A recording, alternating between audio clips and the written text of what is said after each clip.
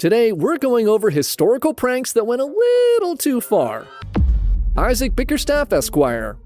It's January 1708, and a man named Jonathan Swift is cracking open the latest edition of the Merlinus Liberatus Almanac written by John Partridge. Filled with confident predictions of the future, horoscopes, the latest in scientific findings, rumors, and social commentary, these almanacs were the era's version of viral email newsletters or YouTube commentary videos, and Partridge's yearly publication was insanely popular. Swift begins scanning through the pamphlet, but after a few pages, he can't believe people actually like this trash. It's poorly written, and the predictions Partridge is making are all based on astrology and completely ridiculous. Swift himself was a prolific writer who had published his own opinions through letters and pamphlets, and with every page he turned, he felt personally attacked by the piss-poor writing and commentary. Having already bought the almanac, he continues through it and eventually finds something that completely sets him off. Throughout the booklet, Partridge makes sarcastic comments about the infallibility of the Anglican Church, the same church that Swift happened to be working for.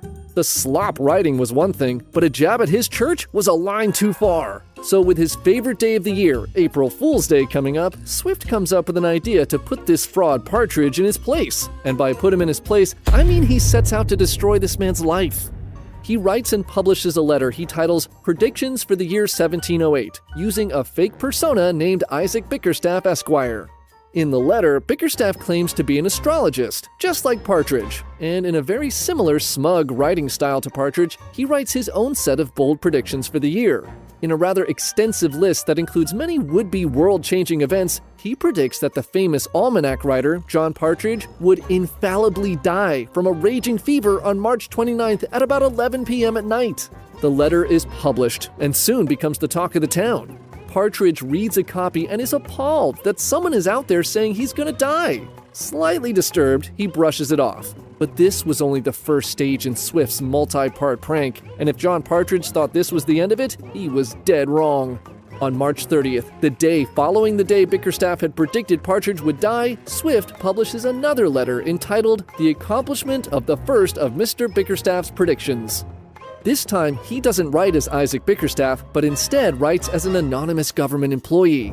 In the letter, the official confirms that Bickerstaff's prediction of John Partridge's death was in fact accurate, with the only mistake he had made being the time of death. Despite the minor error, the prediction was remarkably true, and Partridge had died exactly as Bickerstaff had said, with the fever and everything. The government official also writes in his letter that on his deathbed, Partridge confessed that his almanacs were full of crap and that he had made up everything he had ever written.